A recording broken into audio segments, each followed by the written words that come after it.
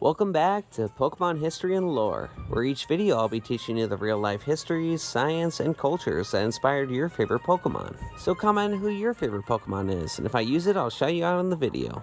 Today we're going to be talking about the Pokemon Duskull, Duskclops, and Dusknoir. These Pokemon were recommended by Brittany, so shoutouts to them. I also want to give a quick shout out to Keelan, who I forgot to mention in my Groudon Kyogre video. Now, the first inspiration for Duskull comes from the Grim Reaper. The first depictions of the Grim Reaper come from the 14th century, and this was during the Black Death, also known as the bubonic plague, which wiped out 30 to 60% of the European population. The Grim Reaper is depicted with a scythe, and is known as the Reaper of Souls. Much how a farmer would cut down wheat, he was cutting down the human population.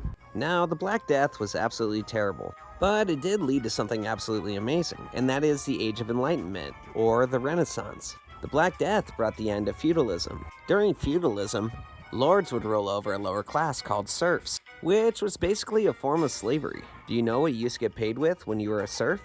Salt.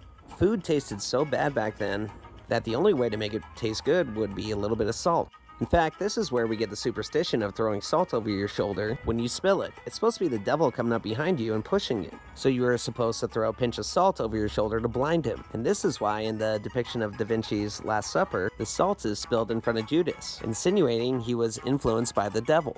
Now, because of the Black Death, many of the serf population actually passed away. And with less available workers, lords had to pay skilled ones to work, thus ending feudalism. Now, Duskclops has two inspirations. The first being the Japanese Hitosume Kozo, which is a playful, one-eyed Japanese yokai, which isn't depicted as sinister, more of like a prankster. The second being Egyptian mummies. Mummification is a process of using chemicals and bandages to preserve an individual for thousands of years. During the Victorian era in England, from 1837 to 1901, it was commonplace for people to have mummy unwrapping parties. They would bring mummies from Egypt, unwrap them, and whatever treasures fell out, the guests got to keep. It was basically just an effed up version of the piñata for these people. And unfortunately, we're now missing a huge part of Egyptian history because of it. That's why everybody knows King Tutankhamun, because his tomb wasn't actually discovered until 1922, and was spared from this atrocity. And lastly, Dusknoir,